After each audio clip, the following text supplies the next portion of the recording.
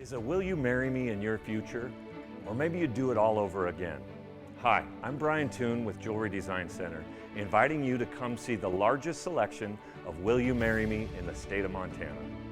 The brightest diamonds of every shape and size, unique settings built to last, and skilled jewelers on site offering free sizing and maintenance for life, because that's how long we want to be your jeweler. Jewelry Design Center in Missoula, on Brooks, across from the Montana Club.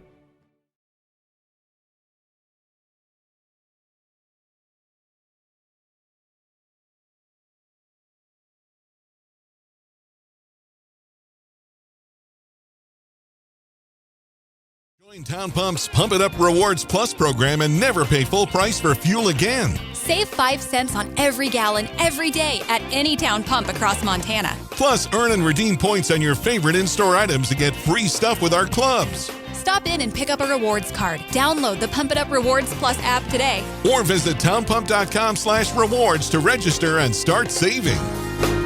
Town Pump. Right down the road. Pump it up. Oh, yeah. Questions. But we will be taking questions here with our audience first. Recording the press conference on cell phones or cameras is prohibited. Thank you.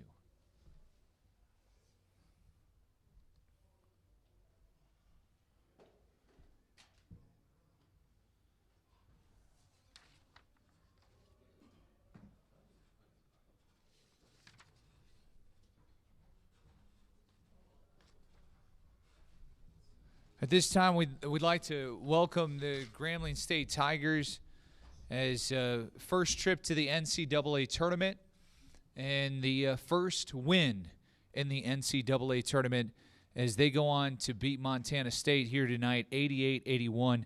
Joining us on the stage, Jourdan Smith had 18 points, 9 rebounds.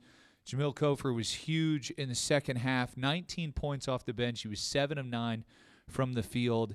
And the head coach of Grambling State, Donte Jackson.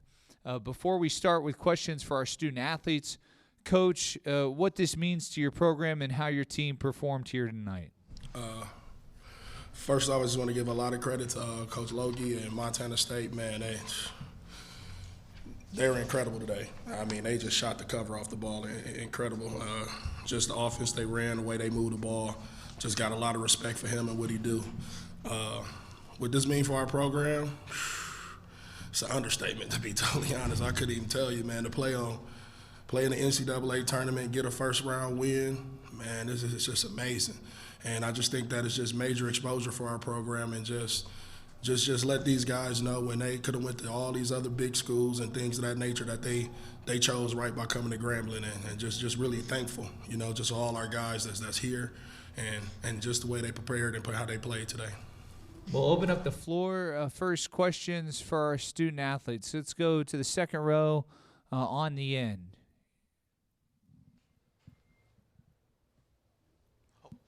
Sorry, Adam Rittenberg with ESPN. Jimel, what was kind of going through your mind after the first half? Don't play at all. You know, you didn't play in the last game either. And then obviously, what kind of went into that huge second half that you had? To be honest, nothing was really going through my mind. I was just trying to stay locked in the whole time. Even when I'm not playing, I'm locked in on the game because I know eventually my name's going to be called. And once I'm out there, I got to do what I have to do. Stay in the second row in the middle. Austin Parr with SWX Montana. Coach, you spoke the other day about, you know, of course they put us against the hottest team in the country. They came out like it in the first half. What were the adjustments? How did you change up the game plan at halftime? Well, you know, actually it wasn't any adjustments. Well, the first adjustment was we had to guard the ball screen better.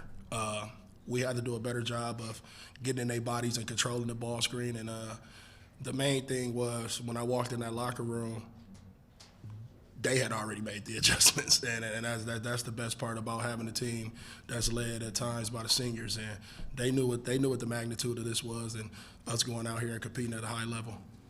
First, just questions for our student athletes. We'll get to Coach. Let's go to the first row on the end, right behind you. You got it.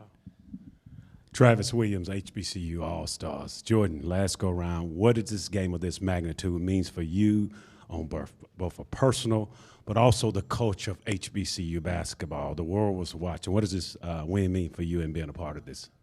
Personally, you know, it's just with this being my senior year and with everything we got going on, I just didn't want this to be our last game, especially the way things are going right now. So, you know, as a player playing with this type of team, with this great type of team, it was just I had to give my all to do that. And for the culture, it's the same thing. You know, that's even more of a reason for me to fight harder. You know, I got family that I haven't heard from that I wasn't able to see in a while, and they finally reaching out and saying they watching me play and things like that, you know.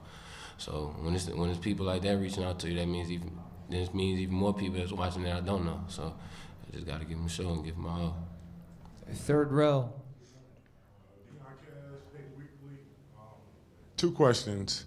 The first one is, when they went on the run, what did you guys say to each other at halftime? And then what was the vibe like playing in the arena? Jourdan?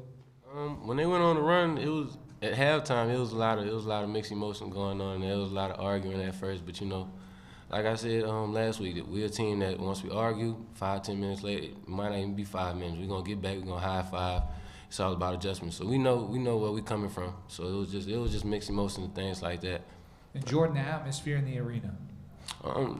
The atmosphere wasn't too much different from us, you know. Like Coach said, he made the schedule that he made this year for a reason. So I mean, when we came in here, we knew what we were coming into. So the atmosphere wasn't too much different. And then Jimel, the sort of halftime, and then the atmosphere. At halftime, it was just somewhere we already been before. We knew what we had to do. And then the atmosphere, like he said, we played a big schedule in the regular season, so it wasn't nothing new. Just a couple more questions for our student athletes. Let's go to the second row. Parker Cotton with the Bozeman Daily Chronicle. Jimel, you had the tying layup near the end of regulation. You take Robert Ford to the basket. Is that an intentional play call, that kind of switch to go at him with 4 fouls, or is that just who happened to be in front of you? That was just who happened to be in front of me at the time. Let's go to the first row on the end. Jourdan and Coffer, what it's like playing for one of the best coaches in the country, not just black college basketball, one of the best coaches in the country. Jourdan? I mean, I love it, man. That's the reason I like transferring. Never been in my mind ever since I've been here. You know, Coach has always been a guy who's gonna show you love. He's gonna let you do your thing, but at the same time, he's not gonna make sure you get outside of what you do. He's gonna put you in the right situation to make it be perfect. You know. So, and then at the same time, he's an honest guy. He's a truthful guy. He's gonna keep it 100 with you. So, it's nothing else you really can ask for him out of him. Jimel, your thoughts on Coach? Same here. It's just a lot of knowledge. You know, you ask him questions, he gonna give you the answer. It's the best answer he can give you. Jimel, Jourdan, fantastic showing. It was so much fun watching you. Best of luck. Safe trips to Indy for Friday. Thank you. All right, now we'll open up the floor. Gentlemen, you are free to leave if you'd like. I've been practicing for over 12 years. I was born and raised in Missoula. This is where I want to practice. This is my community, and I want to be there to help the people who I grew up with. I began my legal career in the United States Marine Corps. And I moved to Missoula, Montana and began practicing, and I just couldn't imagine a better place to live. What inspired me to become an attorney is I really have a passion for people, especially helping people. What we do here at Holloway and Hulling is we represent people that are in a very difficult time of their life, and we're here to make sure that their rights are protected and they get what they deserve. We'll open up the floor. Questions for Coach. Let's start in the first row here in the middle.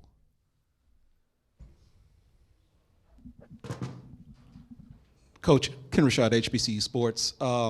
Explain what the reasoning, what led you to call Jimel into the game?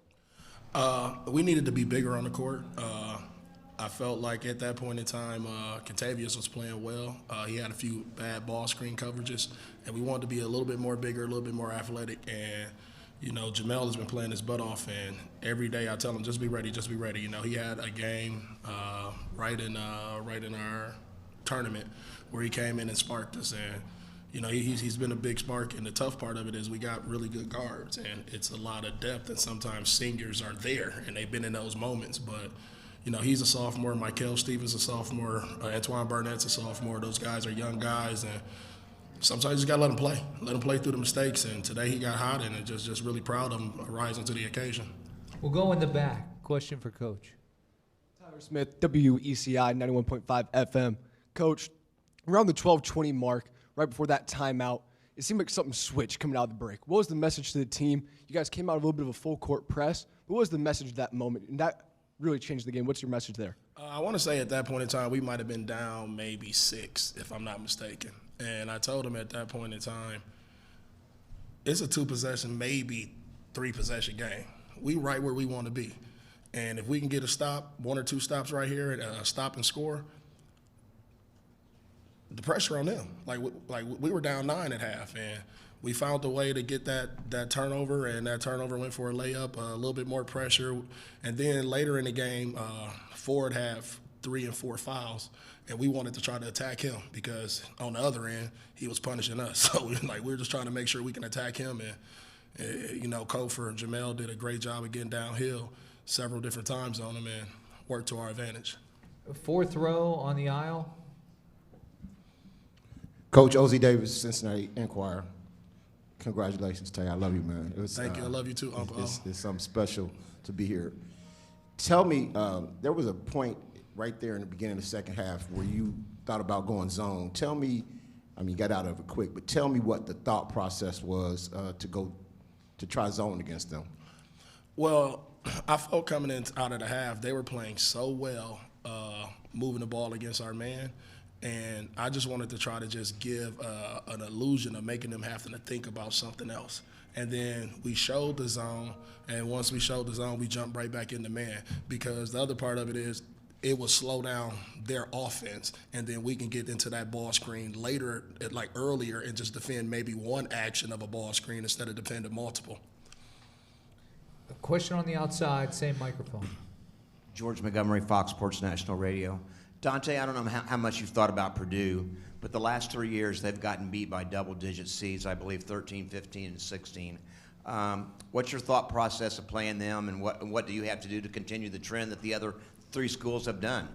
Well, my first thought process is Coach Painter is one of the best coaches in the country, first and foremost, and they're going to be ready to play. I'm sure Coach Painter had them ready to play. My thought process on trying to beat them, I need to go watch more film and try to devise a plan and figure out what we need to do, because that's they're not the number 1 seed for nothing. They got the best big guy in the country. We got to come ready to play. So a little film tonight, well, a lot of film tonight. I ain't been sleeping much anyway, so might not get much sleep, but it is what it is. First row on the aisle. Travis Williams, HBCU All-Stars. Coach, what was your message to the guys in the locker room after a game of this magnitude? What was the message to your guys?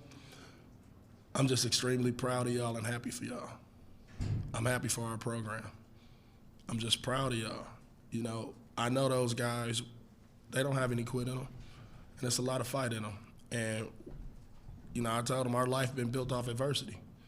I got a lot of guys that come from underprivileged situations and things of that nature, and adversity is part of life, and it's about how you bounce back when you get in a bad situation. And you got to keep your head up no matter how bad it gets, and you got to keep pushing, and you got to keep pulling, and you got to keep going in the right direction. And I told them, we going to play defense. Y'all figured out the plays. It's one thing to scout and go through the plays. It's another thing for them to run the plays at the pace that they run them at and shoot the ball at the pace they shoot it at. But at the end of the day, we locked in, and those guys found a way to get it done. Unfortunately, only one more question for Coach. Let's go to Jeff on the end. Jeff Gilbert, Dayton Daily News. Coach, to be a special night like this, to be able to do it in Dayton, what can you say about that, being back in this area? It's special. Like I told maybe the earlier press conference, I became a man in Dayton. I remember my uncle dropping me off to Central State University. I transferred from Wisconsin, Milwaukee, was there for 2 years playing basketball. Probably making the best decisions in life. And then I came over to Central State, and they just gave me the foundation to be who I am. I met my wife here in Dayton, had my kids here in Dayton. Then you turn around and my former team and my former players are here from Central State. Little tidbit about me, I actually coach tennis also. So I got tennis players in the crowd. I got former basketball players in the crowd. I got friends and family in the crowd. And some of my best relationships in life are from my teammates that live here in Dayton or that I met here in Dayton. So Dayton is a second home. Dayton is special. Just meeting my wife alone. Like it's special just being here in Dayton. Coach, we've enjoyed having you so much back in the 937. A historic moment for your program. Congratulations. Best of luck on Friday. Thank you, Alex. I appreciate you. All right, the thoughts of the head coach, Donte Jackson.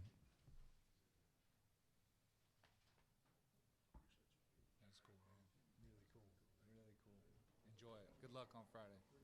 We'll be rooting for you.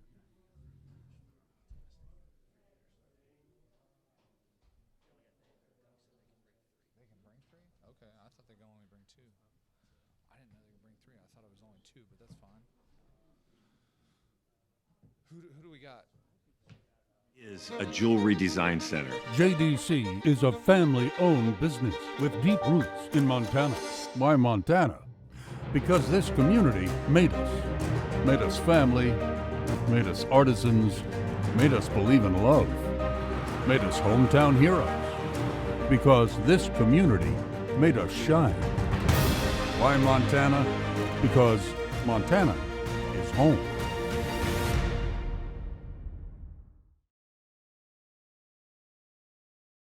All right, this time Montana State coming to the stage as we're really excited to have their head coach, Matt Logie, joined by John Olmsted, who had 10 points tonight, was 4 or 5 from the field. Robert Ford, the third, 26 points, 6 rebounds, 4 assists, and then Brian Goracke, 15 points, 4 of 9 from 3.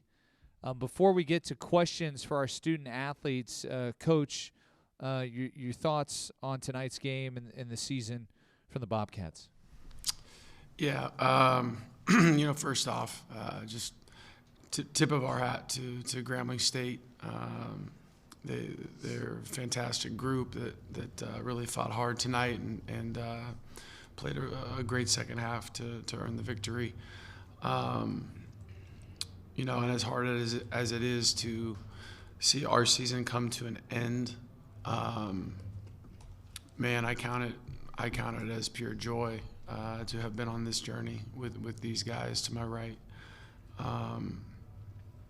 I've been doing this 21 years now in some form or fashion, and I've never coached a group that has overcome more during the course of one season, dating back to when we began late last spring.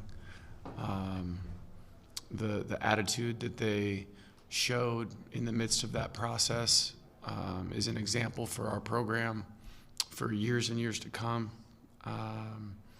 The toughness and competitive spirit that this guy, Robert Ford, infused into our basketball family is something I hope we can capture in a bottle and continue to build off of. The bottom line is, nobody expected us to be here, and except for the guys in our room, in our locker room, and our staff, and the way that they stuck to the process and kept believing in what we could be at the end of the season was, again, a pure joy. So, the best is yet to come for this program. The foundation that Rob and John leave behind is something that I know that they will take great pride in the future success of Montana State. Let's open up the floor for student athletes. Questions for student athletes. Let's start second row on the end. Parker Cotton with the Bozeman Daily Chronicle. For Rob and John, as the two players up here who are out of eligibility now, what do you hope your teammates who will be returning take from this experience and use it as fuel for next year? And for Brian, as one of those returners, personally, how do you hope that this experience fuels you and those remaining teammates? Start with Rob. I would just say understanding how hard it is to get here. There's a lot of great players in the league. There's a lot of, great teams. The biggest part is understanding what it takes to get there, and then when you get there, what it feels like. I've been through this twice. Making it and losing. First game. It's tough. I think that's one of the things that that fueled me last year. So coming back, I think that'd be something great to feel them to want to get back. Want to get a win in the NCAA tournament. John. Yeah, I think the biggest thing is just they got this experience under their belt. They know what it feels like. They know what it took to get here. You know, through the ups and downs of this year, it wasn't a normal year for teams to get here like we did. But just kind of be able to look back at this year and see everything we went through. And at the end of the day, if you still believe and still, you know, come out every day and work hard, you can still achieve whatever you want to do. And then Brian. Yeah, especially these two guys. You know, they've been just incredible examples, incredible leaders for us all year. And, you know, their impact will last longer than they're here. So, you know, it's just important to, you know, honor their legacy and carry it on, and keep building, keep pushing ourselves, and just remember that, you know, anything's really possible. Second row.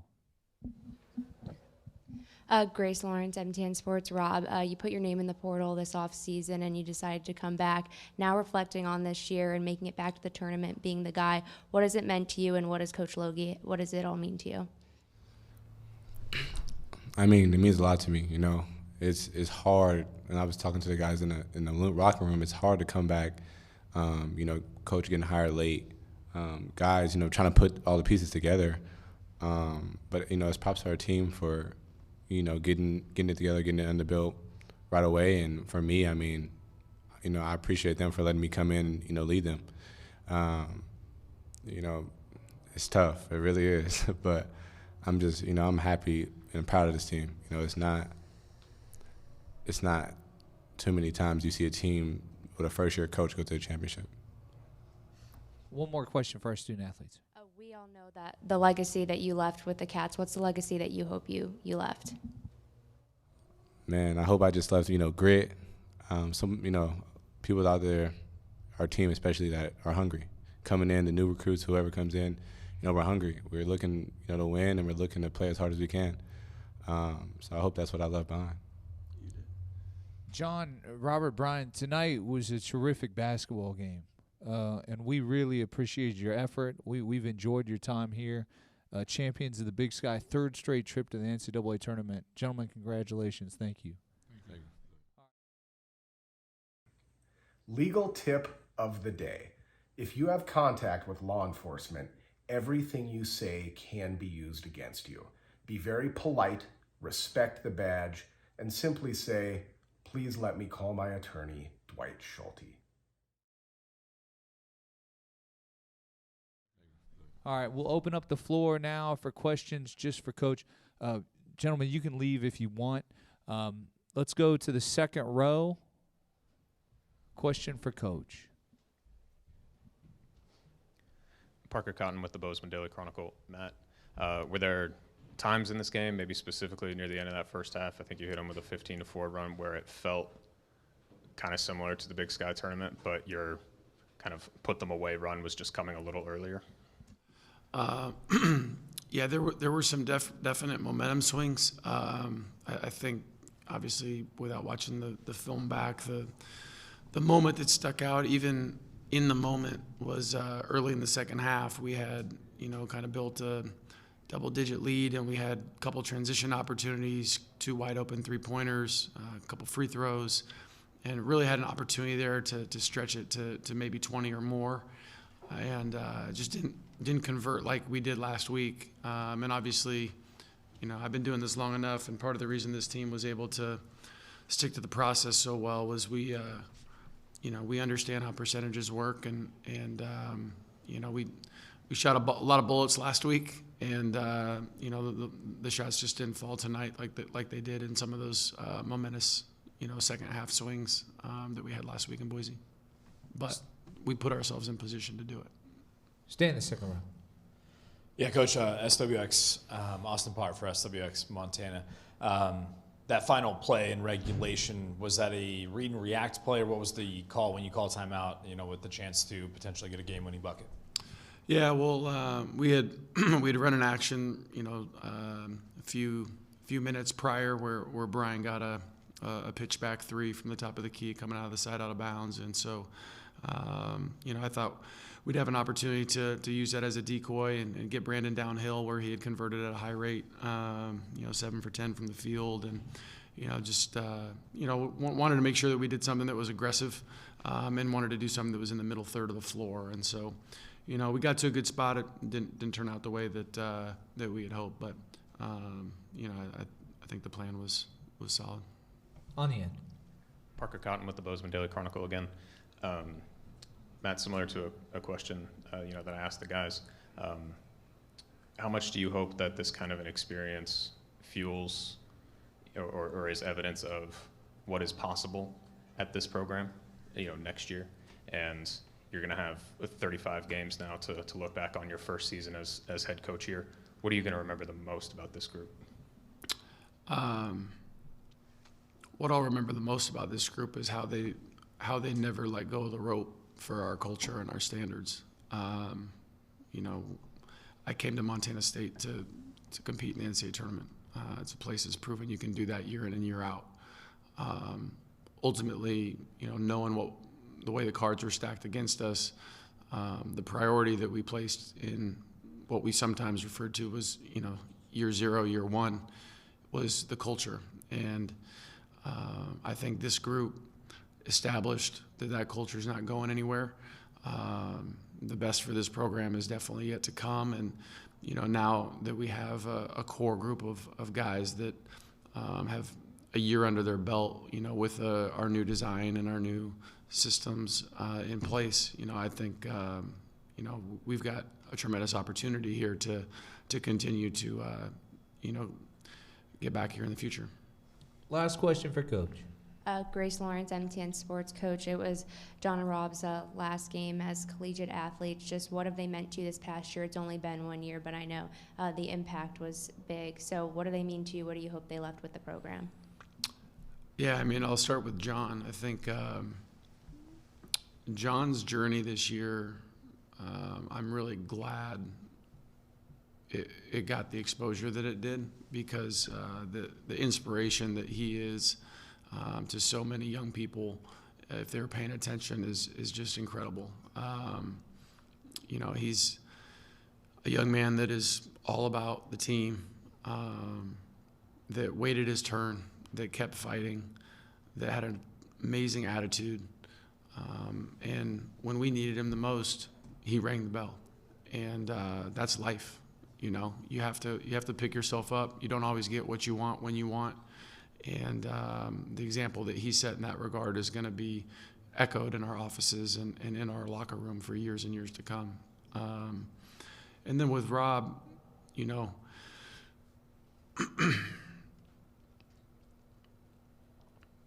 Rob chose us, and he wouldn't let us fail. The perseverance that he built in our program through his example this year is going to, again, be echoed for years and years to come. And so those guys have helped a team overcome more in 1 year than I've ever seen a team overcome. And I know they're very proud of that, and we'll continue to honor that legacy as we move forward. Coach, I know it's your first year, but awfully impressive to be here in 3 straight years for Montana State. Congratulations on a great season. Thank you. Thanks.